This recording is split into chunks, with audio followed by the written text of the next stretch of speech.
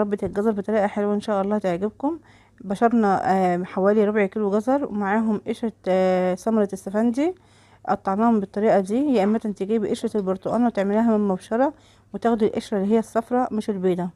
تمام، احنا قطعناها رفيع جدا زي ما انتم شايفين، وخدنا معاها كوباية سكر. هنحطهم على بعضيهم في الطاسة او في بولة هتتحط على النار او حلة. تمام، زي ما انتم شايفين كده. واحط عليهم قشرة السفندي، وهحط ورش عليهم كمان ايه السكر، بحيث ان هو هينزل مية الجزر لما نبيته من بالليل الصبح، او نسيبه حوالي 7 ساعات.